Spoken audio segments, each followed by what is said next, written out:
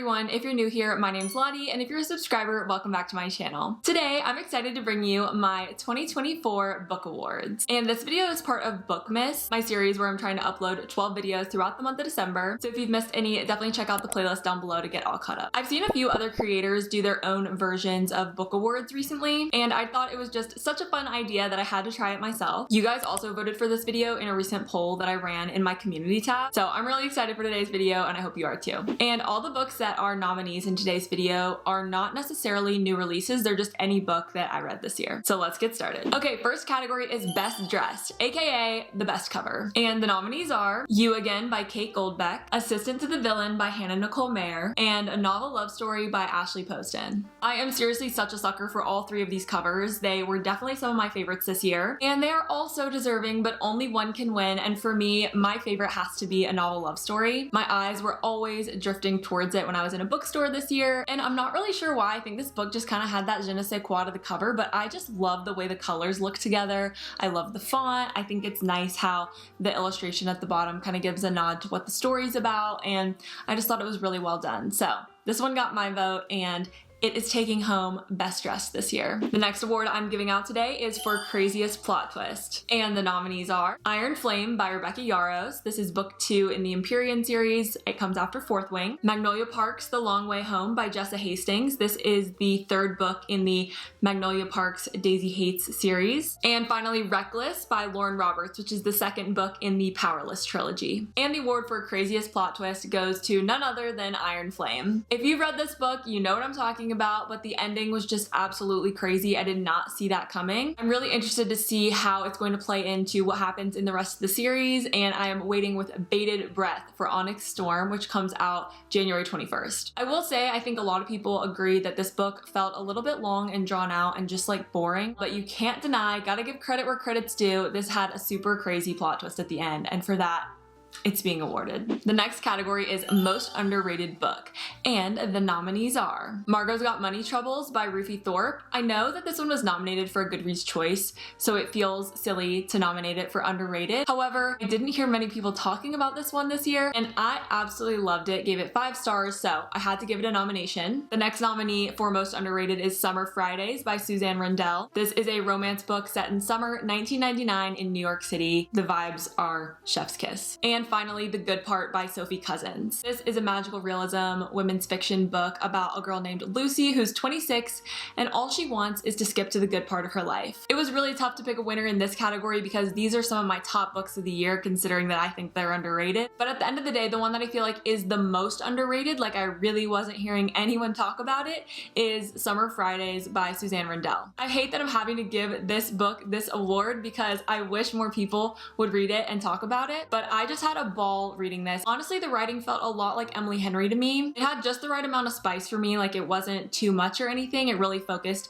on our main character and her growth and development throughout the story. Mwah! Most underrated goes to Summer Fridays. I love this book. The next award I'm going to be giving out is for Ugliest Cry, so you know these ones did some damage. And the nominees are Magnolia Parks Into the Dark by Jessa Hastings. This is the final book in the Magnolia Parks side of the Magnolia Parks and Daisy Hates interconnected series. So this book was the grand conclusion to Magnolia and BJ's story, and definitely one of my favorite books of the year. In fact, I would say these 3 books may be my top 3 books of the year. They just really left an impact on me, which is part of the reason I ugly cried in all of them. But this was just everything I was hoping it would be and more. Next up, we have Firefly Lane. I forgot that I went through and tabbed this. This was my first Kristen Hanna book I read this year, and I absolutely loved it. I think about this book so often. Also, I'll link down below if I have reading vlogs for any of the books mentioned today if you want to see my real-time reactions and more in-depth reviews. But this was just such an outstanding book. The end, I was literally like snot bubbles. I was so not okay.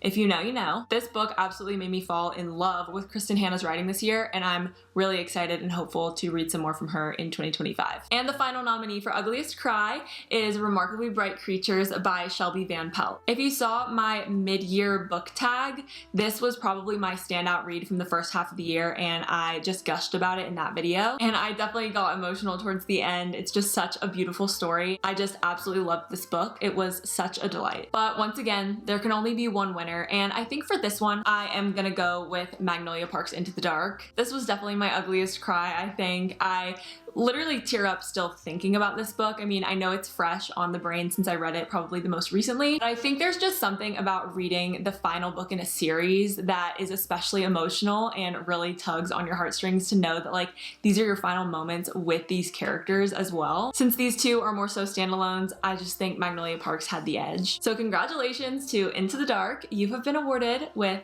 Ugliest Cry. The next book award this year is Most Likely to Reread. So the nominees are The 7-Year Slip by Ashley Poston. This was my first introduction to Ashley Poston. I read this one I think back in February or March. I'm kind of bummed that I read this one first because none of the others really lived up to this one for me, and so I really am itching to go back and reread it and make sure it still holds up for me. Next up is Funny Story by Emily Henry. I really am dying to go back and reread like all of Emily Henry's books and do like a tier ranking of like what my order is, because I feel like it shifts every week, and Emily Henry is definitely one of my favorite authors, so I for sure see myself rereading this at some point. And the final nominee for Most Likely to Reread is the entire Magnolia Parks series, really. Jessa Hastings just really did some of her best work here. This is good stuff. This first book isn't necessarily my favorite in the series. I think that as I continued to read the series, each book got a little bit better. So I'm not necessarily saying that this one is like, oh my gosh, hands down best book ever. It really is a series that grows on you the more time you spend with these characters, but I absolutely want to do a reread of this at some point. I'd say the most likely I am to reread does go to Funny Story by Emily Henry. I remember really loving this book when I read it back in May, but at the same time, there were so many new releases that came out around the time of this one. Sometimes in my head, the lines get blurred. I'm like, wait, did that happen in Funny Story or was that in Just for the Summer? Because I read them back to back, but I just absolutely had a blast. I always love Emily Henry's writing. All right, the next award is one that I wouldn't want to win if I were a book, and that is Most Underwhelming. While I'm talking about some of my favorite books of the year, I thought it was only right to maybe acknowledge a few that disappointed as well. So the nominees are A Novel Love Story by Ashley Poston. Despite winning Best Cover, you are also in the running for Most Underwhelming. I was so excited for the premise of this story, but when I actually read it, I think the characters and the idea just kind of fell flat for me. My next nominee for Most Underwhelming is Leather and Lark by Brynne Weaver. This is the second book in the Ruinous Love trilogy, right after Butcher and Blackbird. I don't know what it is about this one, guys, but it just like, I don't know. I have like no feelings towards this, and I wish I liked it more than I did. I thought Butcher and Blackbird was really creative and captivating, but I felt like this was just kind of more of the same, but like in a more boring way. And the third and final nominee for Most Underwhelming is Hopeless by Elsie Silver. This is the fifth and final book in the Chestnut Springs series, and I think I was just hoping to end the series with a bang, but to me, this just kind of fizzled out the series. My favorite book from Chestnut Springs is the fourth book, Reckless, that came right before this one, so I also think coming down off the high of Reckless, this was never gonna meet my expectations. And the winner for Most Underwhelming goes to Hopeless by Elsie Silver. I'm so bummed that I have to give this book this award. It's not one that any book should covet. I think I was feeling extra sentimental that this was the final book in the series, and it just was so mid. Okay, time to turn these vibes around because the next award I will be giving out is for Best Sequel. And the nominees are Reckless by Lauren Roberts. This is the second book in the Powerless trilogy. A lot of people were pretty disappointed with this sequel actually, but I liked it more than Iron Flame, so I'm putting it in here. Next up we have Daisy Hates. I don't know if you would consider this a sequel, but I'm gonna consider it a sequel. It is the next book after Magnolia Parks in the Magnolia Parks and Daisy Hates universe of books. This book follows Daisy, Christian, and Julian during the same time period as the first book, Magnolia Parks, follows Magnolia and BJ. So you're getting 3 new POVs on the same period of time. And I absolutely love this book. The first line in the book is so good. Next year, I need to do an award for best first line. I didn't think about that this year. But the first line of this book just absolutely hooked me. It says, "No guns at the dinner table. That's my one rule. Call me old-fashioned. I don't know. It's just what I've always said to the boys." Too good. And the final nominee for Best Sequel is Ruthless Vows, which is the second book that comes after Divine Rivals. I feel like a lot of people were disappointed with this sequel, but I absolutely loved it. This one definitely focuses a little bit more on the war and conflict that's part of the plot of the duology, and it was really satisfying to kind of get the resolution that we needed in terms of the conflict that was going on. So I really liked this one. I felt like it mirrored the first book in a lot of ways. It was really cool, but ultimately I must admit the Academy, me, is a little bit biased, and I think you all know where this is going because Magnolia Parks Daisy Hates is my favorite series of the year, and if one of the books is nominated, it may perhaps, you know, be favored by the Academy. This book introduced me to 3 new characters that I really love. Well, they're not new, because I knew about the characters when I read Magnolia Parks, but it introduced me to their inner monologues and who they really are, and it just really enhanced the series to be able to kind of get this 360 view of everything that's really going on. So I absolutely love this one. She's getting best sequel. Next up, we've got the award for favorite main character. So the nominees are Julian Hates, specifically from Daisy Hates The Great Undoing. Julian's POV in this book, I can't. Just incredible. Julian is Daisy's older brother, and you get POV chapters throughout this book from Daisy, Christian, and Julian. I'm nominating this book specifically for Julian. The next nominee for favorite main character is Miss Nesta from A Court of Silver Flames. I read the first 3 in the ACOTAR series at the end of 2023, but I finished up the series in January this year. Nesta's character growth and development in this book is crazy. She's so complex and layered, and you really get to understand her better. I love Nesta. I love this book. And the final nominee for favorite main character is Margot from Margot's Got Money Troubles. I thought her voice specifically was so unique, and it just really stood out to me when I'm thinking about main characters from books this year. I actually listened to the audiobook of this one, which is narrated by Elle Fanning. She did an excellent job narrating her, and it just really brought to life the character of Margot in my head in such a real way. Elle Fanning's actually going to play Margot in the Apple TV adaptation. They're turning it into a series, so I am sat for that. This book was just so witty,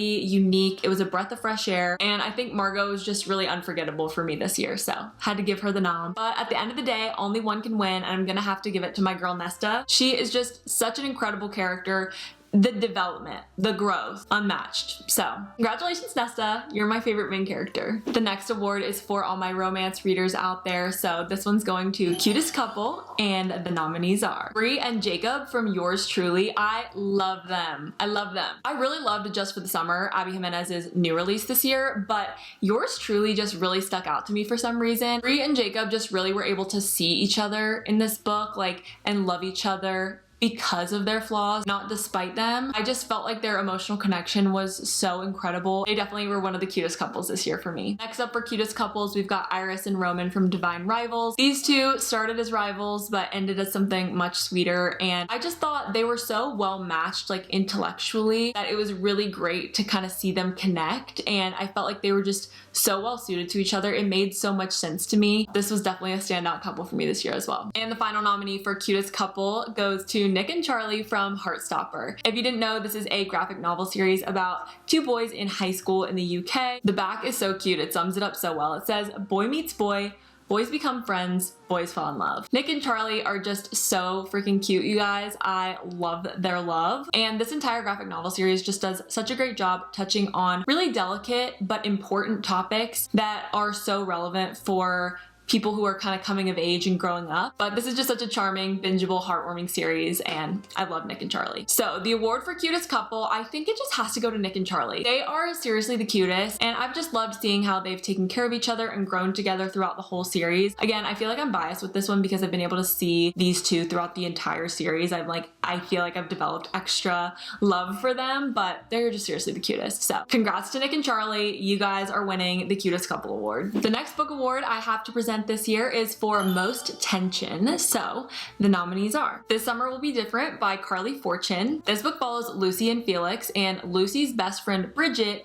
is actually Felix's sister. So we've got the best friend's brother trope, and Lucy and Felix actually years ago hooked up before they realized their connection through Bridget, and once they figured it out, they were swearing off each other because they want to respect Bridget, obviously. But Lucy and Felix's chemistry is unreal, and they are just constantly drawn to each other. They kind of can't help how they're feeling, and I just felt like there was so much tension in this one because of the stakes. Lucy really didn't want to lose her best friend. She also couldn't help how she was feeling about Felix. I felt like it had that really good, this is wrong, we shouldn't be doing this, bad idea, right kind of vibes, which I really enjoyed. You guys knew this one was getting nominated for best tension. This is Heartless Hunter by Kristen Ciccarelli, and let's be real, it doesn't get more high stakes than an enemies to lovers story about a witch and a witch hunter. This book definitely has a lot of that cat and mouse trope, but for that reason, I felt like it built the tension up even more. These two absolutely hate each other and don't really realize that they are falling for the one who is coming for them throughout the book. It's so good. And then finally, finally, the book with the most tension. I actually switched it up and went with a thriller for this final nominee. I was just on the edge of my seat throughout this whole book, and while there wasn't like tension between a couple in a romantic sense in this book, of course, I could not put this book down. I was like itching to figure out what was going on. It was so twisty and so unsettling, and I just personally felt so tense. But if I have to pick a winner, I think I'm gonna go with Heartless Hunter by Kristen Ciccarelli. This one was just so good, had me on the edge of my seat, but I was also like giggling and kicking my feet reading about Rune and Gideon. I'm so excited for the sequel, Rebel Witch, which is coming out in February. I cannot wait to read it. All right, and last but not least, it's time to crown our final award of the video, and this award is for the most wholesome read. So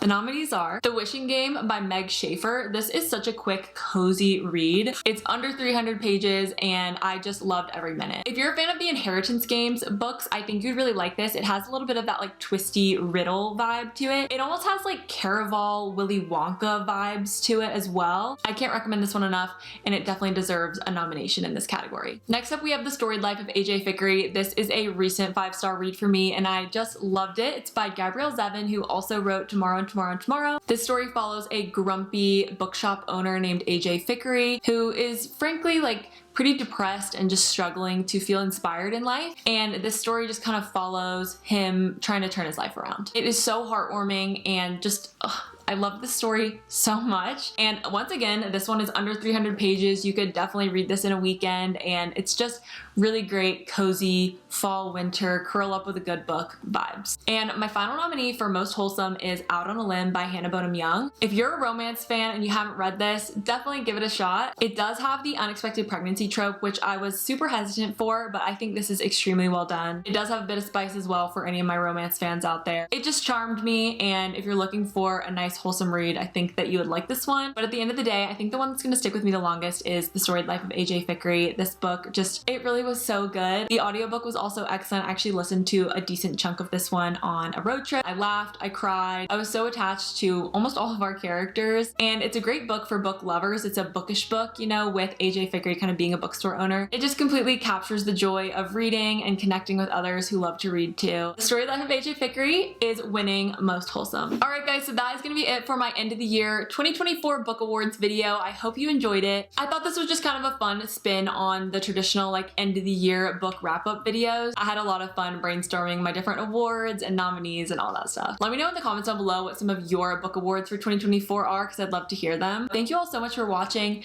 Be sure to subscribe to my channel down below if you're new here so you don't miss a video from me, and I will see you very soon in my next video. Bye everyone!